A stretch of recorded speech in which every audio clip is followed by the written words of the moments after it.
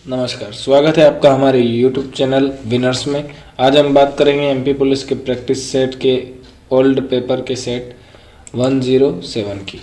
जैसा कि आपको स्क्रीन पर दिख रहा है, हम प्रोफेशनल एग्जामिनेशन बोर्ड के पुलिस कांस्टेबल रिक्रूटमेंट टेस्ट के 2017 के पेपर हल कर रहे हैं।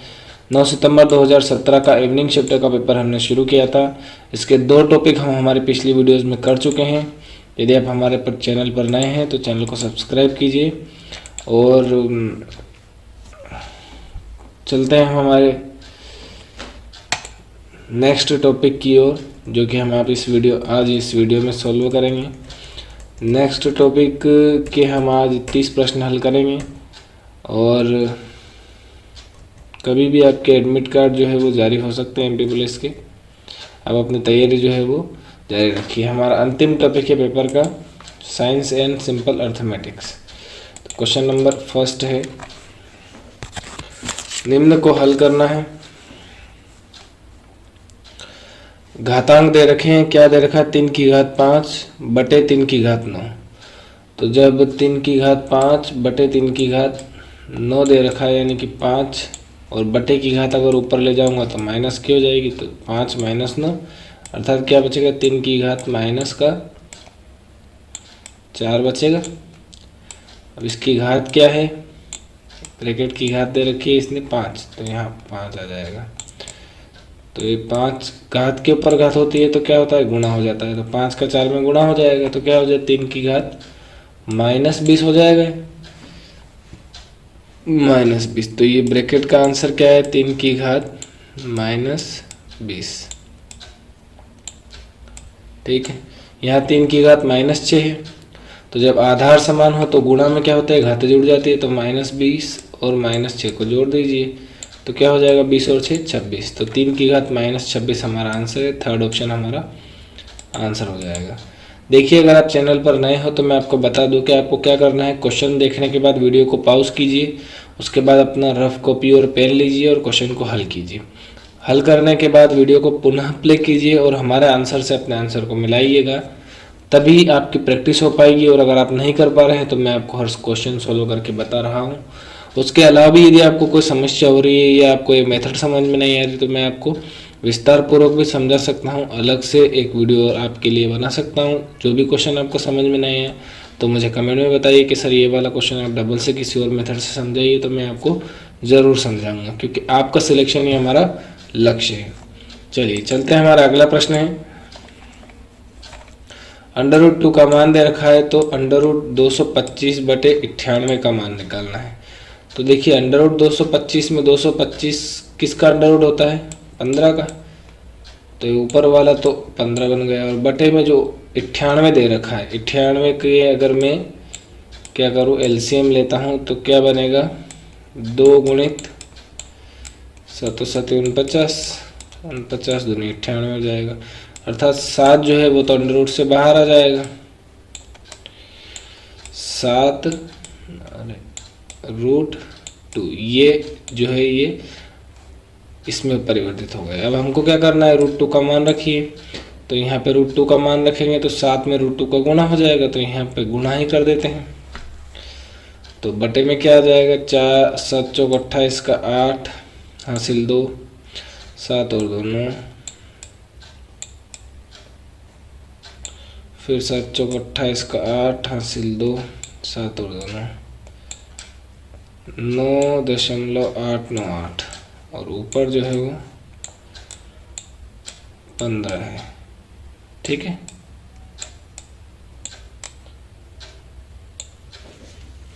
तो भाग दे दीजिए आप।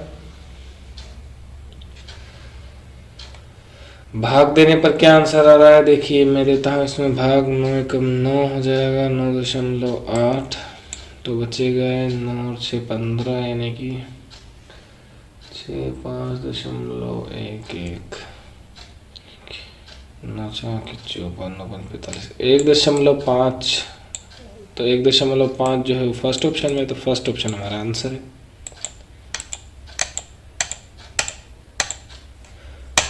चलिए चलते हैं हमारा अगला प्रश्न। अगला प्रश्न जो है ये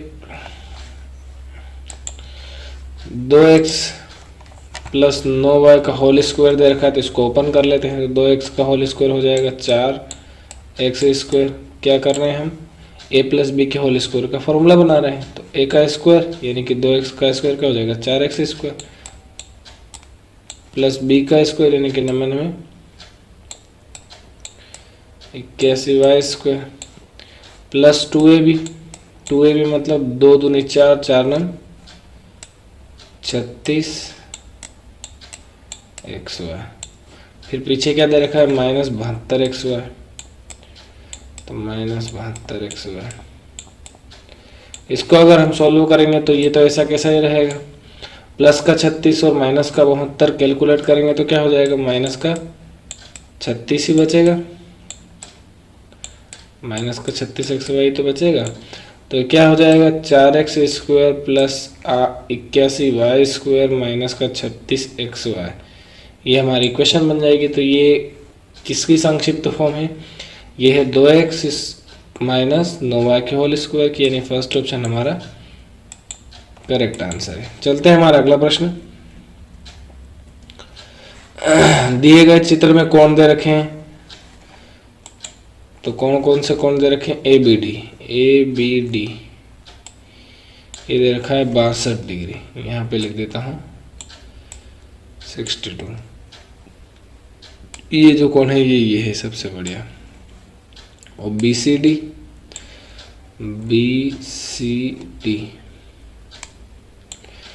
34 डिग्री, यानी कि ये जो कोण है ये है, ठीक है ना। लेकिन ये बी सी डी है इस त्रिभुज के अंतर्गत कोण है, ठीक है ना।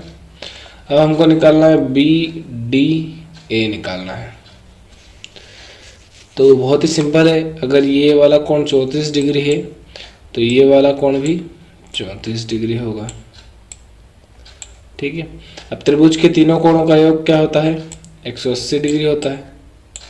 तो 62 और 34 क्या हो जाएंगे, दो कोणों का योग क्या हो जाएगा 62 और 34, तो 6 और 3 9, 4 और 2 6, और तीनों कोणों का योग 180 होता है। तो तीसरा कोण निकालने के लिए हम 180 में से 96 घटा देंगे तो क्या आ जाएगा 84 डिग्री हमारा आंसर आ जाएगा, यानी कि सेकंड ऑप्शन हमारा आंसर हो जाएगा। चलते हैं हमारा अगला प्रश्न। दिए गए चित्र में ए बी और सी समांतर है, यानी कि सी और ए बी दोनों समांतर है। कोण ए सी डी 130 है, 130 डिग्री। कोण सी ए बी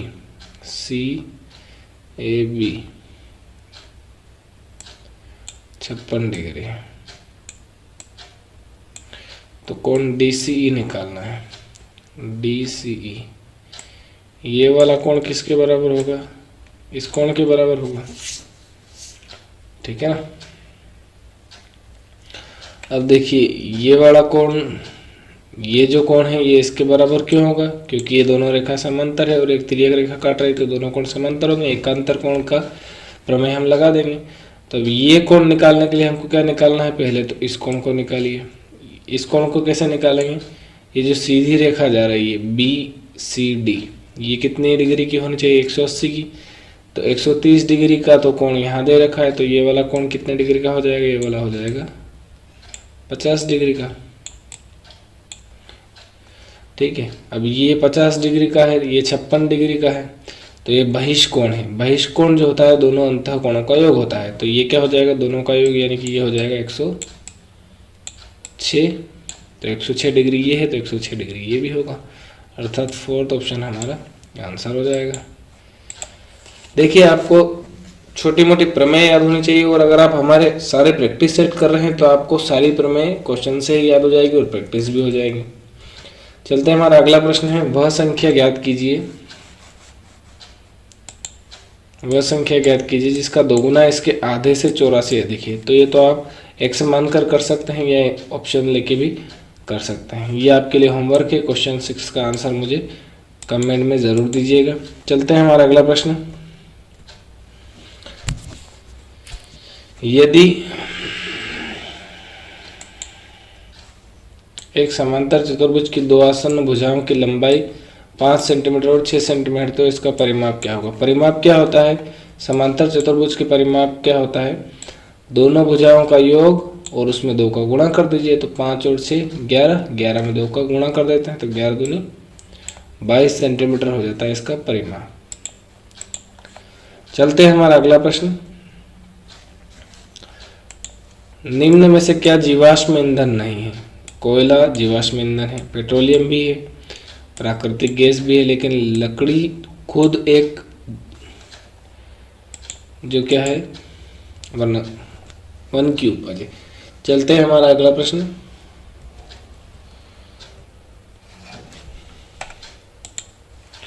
निम्न में से क्या विद्युत धारा के चुंबकीय प्रभाव का उपयोग नहीं करता है? विद्युत मोटर करता है, विद्युत घंटी करती है और विद्युत पंखा भी करता है, ठीक है। लेकिन विद्युत बल्ब जो है वो विद्युत धारा के चुंबकीय प्रभाव का उपयोग नहीं करता है, तो फर्स्ट ऑप्शन हमारा आंसर हो गया। चलते हैं हमारा अगला प्रश्न।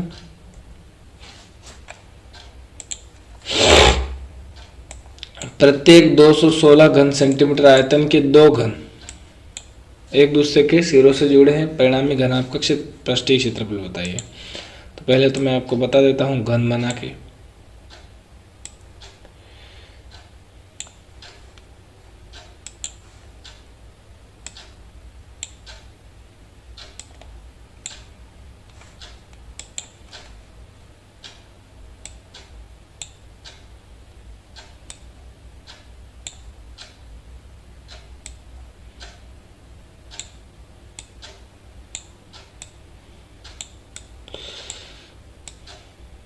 ठीक है, ये एक घन है, 216 घन सेंटीमीटर का आयतन है, तो इसका अंडर रूट क्यूब कर देंगे तो क्या आ जाएगी? घन की भुजा आ जाएगी, क्योंकि आयतन का फॉर्मूला होता है भुजा का क्यूब।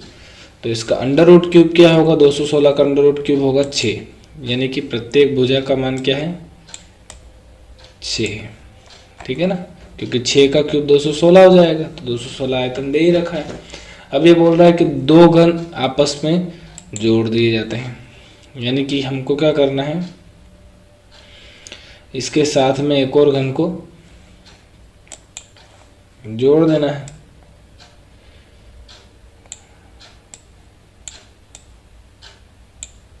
इस प्रकार से वो जुड़ जाएगा।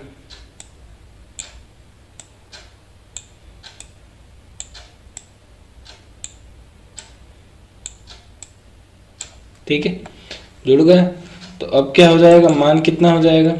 ये भी भुजा 6 है, इसकी हाइट तो 6 ही रहेगी और इसकी चौड़ाई भी 6 रहेगी, बस कि इसकी लंबाई जो है वो 6 और 6 क्या हो जाएगी? 12 हो जाएगी। अब उसने पूछा क्या है? परिणामी जो घनाभ है, मतलब ये जो घनाभ बना है इसका पृष्ठीय क्षेत्रफल क्या होगा? तो पृष्ठीय क्षेत्रफल का फॉर्मूला होता है 2 इंटू एल, एल मतलब लंबाई, बी मतलब चौड़ाई, प्लस बी मतलब चौड़ाई, एच मतलब ऊंचाई, प्लस एच मतलब ऊंचाई और एल मतलब लंबाई। ये होता है घनाभ के पृष्ठीय क्षेत्रफल का फॉर्मूला। तो एल इंटू बी मतलब लंबाई गुणित चौड़ाई, तो लंबाई और चौड़ाई तो 6, ये 12 हो जाएगी लंबाई और चौड़ाई 6 है, तो 12 छंग 72, प्लस चौड़ाई गुणित ऊंचाई, तो चौड़ाई और ऊंचाई दोनों 6 है, तो 6 6 36 हो जाएगा।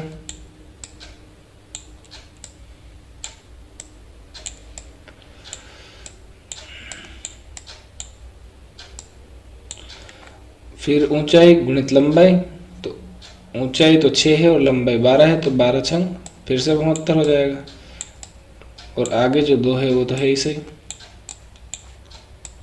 जोड़ लीजिए, 72 और 72 हो जाएगा, 7 दूनी 14, 144, 144 और 36 हो जाएगा 180, 180 गुणित 2 तो 360, 360 जो है फर्स्ट ऑप्शन है, ये हमारा आंसर हो गया।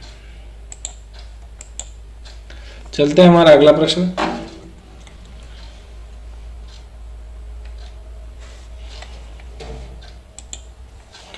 जब दानेदार जिंक को सोडियम हाइड्रोक्साइड से उपचारित किया जाता है, मतलब जिंक और सोडियम हाइड्रोक्साइड। सोडियम हाइड्रोक्साइड का फॉर्मूला होता है NaOH, ठीक है ना। तो जब जिंक और NaOH की क्रिया करवाई जाती है तो हमें क्या मिलता है, तब हमें मिलता है सोडियम जिंकेट।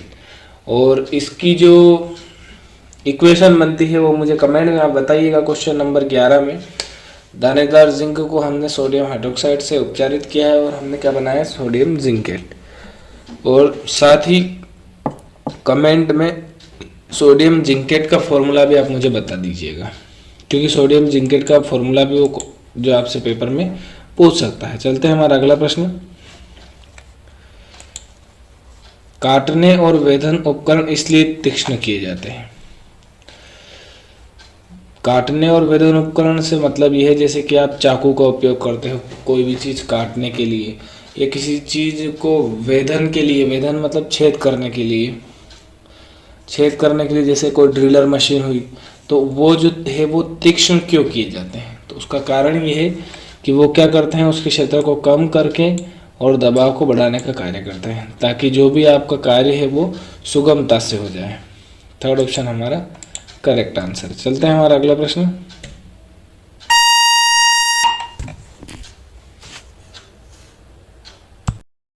हाँ, तो अगला प्रश्न है हमारा 875 को छोटी से छोटी कौन सी संख्या से भाग दिया जाए कि भागफल पूर्ण घन हो।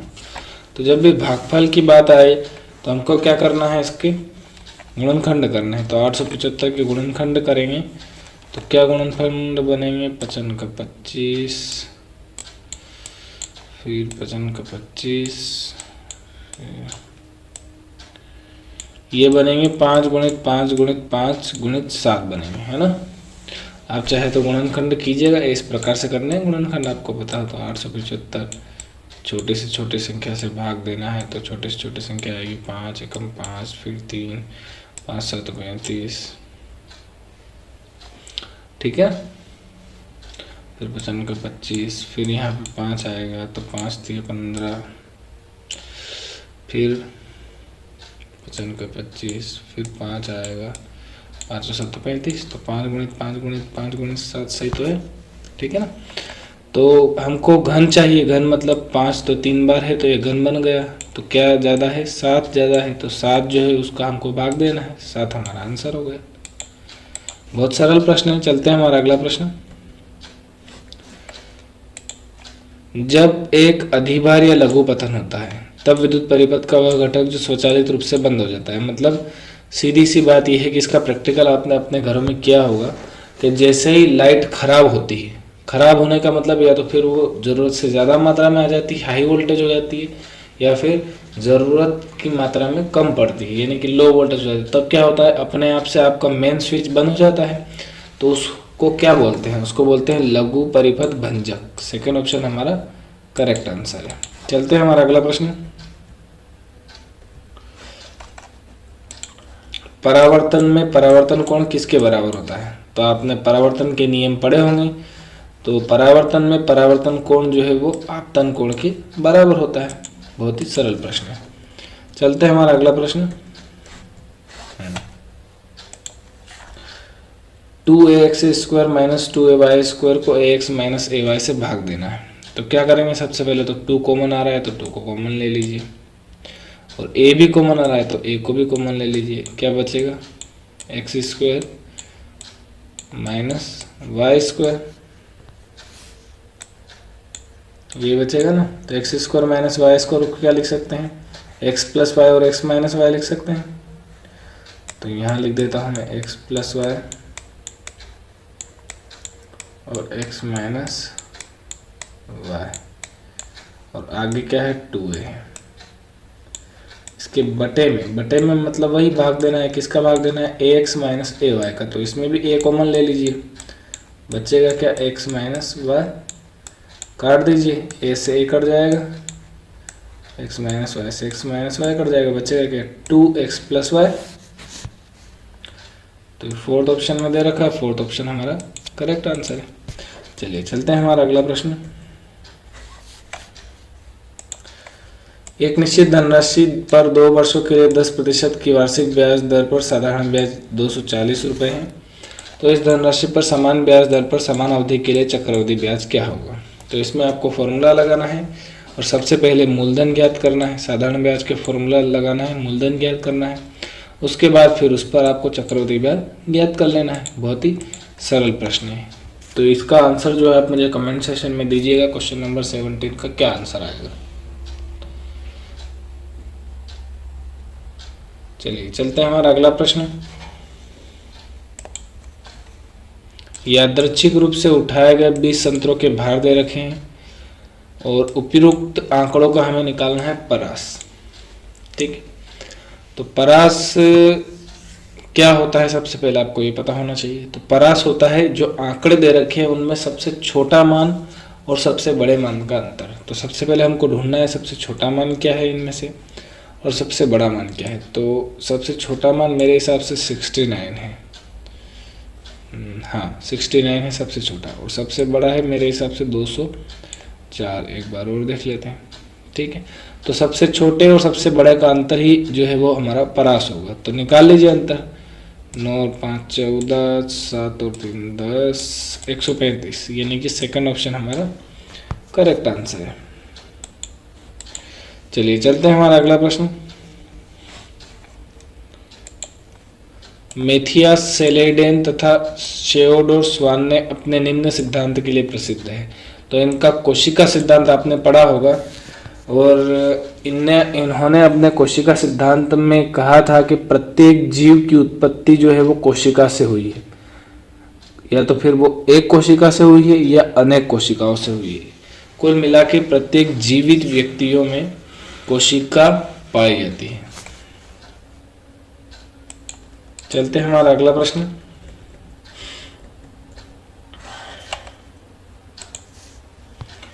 सूक्ष्म जीवों के किस समूह से मलेरिया तथा काला आजार के कारक जीव संबंधित हैं। मतलब किसके कारण मलेरिया और काला आजार रोग होते हैं। तो प्रोटोजोआ के कारण होते हैं। ठीक है ना।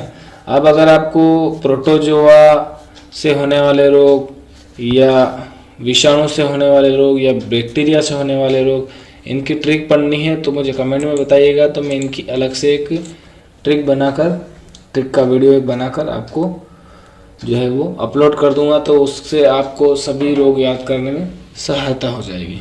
चलते हैं हमारा अगला प्रश्न। निम्न में से कौन वातावरण को उसके बहुत से प्रदूषकों से साफ करता है। तो जो वर्षा होती है वो वातावरण को बहुत सारे प्रदूषकों से साफ कर देती है।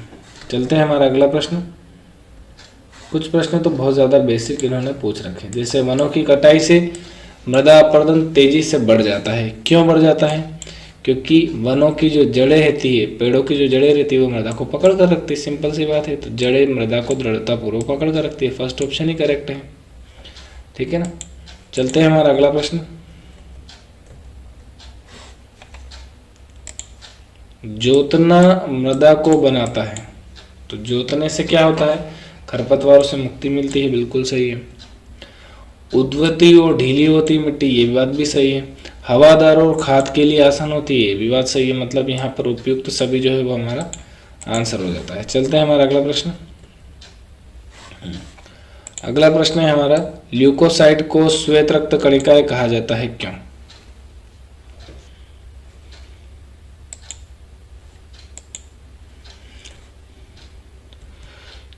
ल्यूकोसाइट को श्वेत रक्त कणिकाएं कहा जाता है।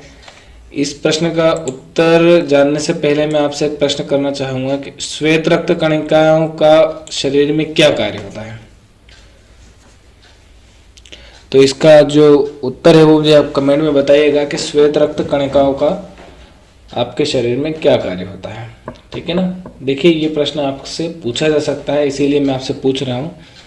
हाँ, अब इस प्रश्न में आता है, इस प्रश्न में पूछा है उसने, ल्यूकोसाइट को श्वेत रक्त कणिकाएं क्यों कहा जाता है? क्योंकि वे होती है रंगहीन। चलते हैं हमारा अगला प्रश्न।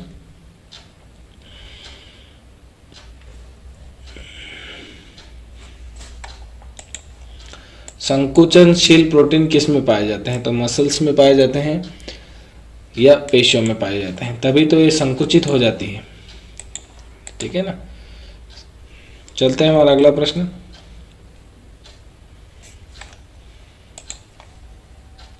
वनोन्मूलन के प्रभाव के बारे में अगला प्रश्न है हमारा, वनोन्मूलन के प्रभाव के बारे में बताए गए निम्न कथनों में से कौन सा एक गलत है। चलिए हम सारे कथन पढ़ते हैं। इसके परिणाम से, वनोन्मूलन का मतलब क्या होता है, वनों को काटना। इसके परिणाम से भौम जल कम नीचे हो जाता है, मतलब किसका, जो वाटर लेवल है वो नीचे हो जाता है। सही बात है।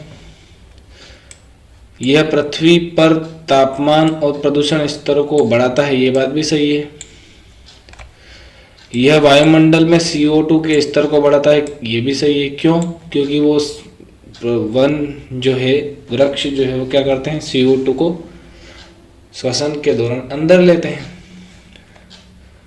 और ये बोल रहा है ये वन में O2 के स्तर को बढ़ाता है, तो O2 के स्तर को तो कम करेगा, क्योंकि ऑक्सीजन जो है वो हमको वन देते हैं और वन हम काट रहे हैं, तो वो स्तर बढ़ेगा थोड़ी, ऑक्सीजन का स्तर कम होगा। तो ये जो है ये गलत है, और हमको क्या है, गलत ही निकालना था। तो फोर्थ ऑप्शन हमारा आंसर हो जाएगा। चलते हैं हमारा अगला प्रश्न।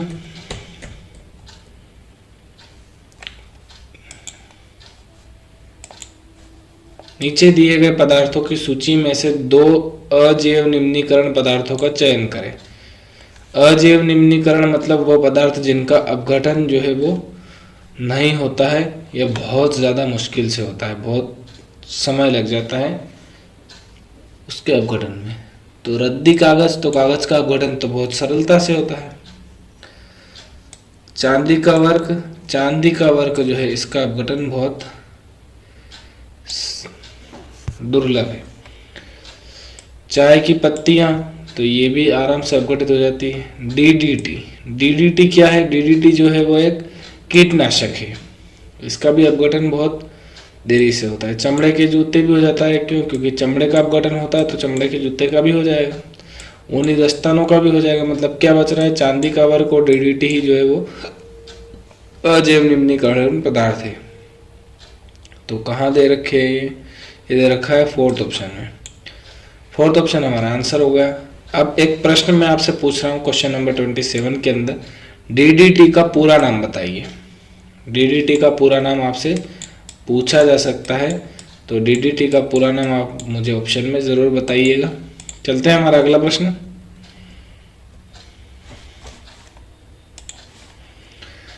एक आयत PQRS में इसके विकर्ण बिंदु O पर मिलते हैं, तो OR बराबर 5x - 1 और OQ बराबर 2x + 5 है। तो x का मान क्या होगा,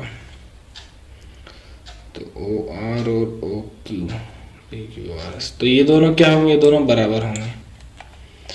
तो बराबर कर देंगे 5x - 1 बराबर 2x + 5 को, तो क्या हो जाएगा, 2x को उधर लेके जाएंगे तो घटेगा, तो 2x माइनस का हो जाएगा, तो 5 में से 2x घटेगा तो क्या बचेगा 3x बराबर माइनस का 1 इधर जाएगा तो प्लस का 5 और 1 6 हो जाएगा, 3 दूनी 6। तो x का मान क्या हो गया 2 हमारा आंसर हो गया। चलते हैं हमारा अगला प्रश्न।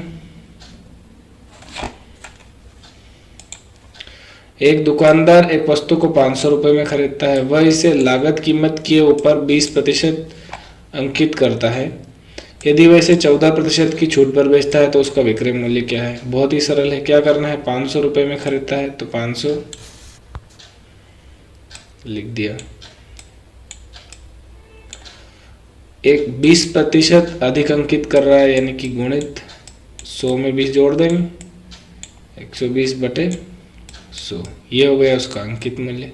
अब अंकित मूल्य पर वो क्या कर रहा है, 14% की छूट दे रहा है, अर्थात 100 में से 14 घटाइए तो क्या बचेगा 86, तो 86/100 ये प्राप्त होगा हमको इसका विक्रय मूल्य। बस इसको कैलकुलेट कर लीजिए, करते हैं। 2 0 से 2 0 कट जाएंगे, 1 0 से 1 0 कट जाएगा, 5 दूनी 10, 2 से 2 6 12, 6 का 86 में गुणा कर दीजिए, 6 6 36, हासिल 3, 66, 48 और 3, 51, 516 रुपये हमारा आंसर हो जाएगा। चलते हैं हमारा अगला प्रश्न, अंतिम प्रश्न। एक समलंब का क्षेत्रफल दे रखा है और इसकी ऊंचाई और इसके समांतर भुजा दे रखी है, तो दूसरी भुजा हमको ज्ञात करनी है। तो समलंब के क्षेत्रफल का फॉर्मूला होता है दोनों भुजाओं का योग, यानी कि a प्लस बी, ये दोनों भुजाओं का योग, इसका आधा गुणित ऊंचाई, ये होता है इसका क्षेत्रफल। तो क्षेत्रफल पहले तो दोनों भुजाओं का योग कर देते हैं। दोनों भुजाओं में से उसने एक भुजा दे रखी है 20 सेंटीमीटर, तो ये 20 सेंटीमीटर, और दूसरी भुजा दे नहीं रखी है, तो दूसरी भुजा बी ऐसे कैसे रहने देते हैं, और बटे में 2 भी ऐसा कैसा रहने देते हैं, गुणित ये 20 है ना। एच मतलब ऊंचाई दे रखी है 16 सेंटीमीटर, तो यहाँ हो जाएगा 16। मान क्या दे रखा है क्षेत्रफल का मान दे रखा है 416। तो इसको काट दीजिए, 2 से 16 8 बार कटेगा, 2 8 16, और 8 का भाग फिर इधर 416 में जाएगा, तो 8 5 40 और 8 दूनी 16। बचा क्या, 20 प्लस बी बराबर 52। तो बी का मान निकालने के लिए 20 क्या करेंगे हम, प्लस का है इधर जाएगा तो माइनस का, 52 में से 20 घटा देंगे, तो क्या आएगा, 52 में से 20 घटा तो 32 सेंटीमीटर जो है वो हमारी दूसरी भुजा प्राप्त हो चुकी है। चलिए, ये 30 प्रश्न हमने कर लिए। इसी के साथ ही हमारा पेपर पूर्णतः समाप्त हुआ। अब अगली वीडियो से हम हमारा अगला पेपर स्टार्ट करेंगे। अगर आपको वीडियो पसंद आई है तो प्लीज़ वीडियो को लाइक कीजिए, चैनल को सब्सक्राइब कीजिए और अपने दोस्तों में वीडियो को शेयर करना मत भूलिए। धन्यवाद।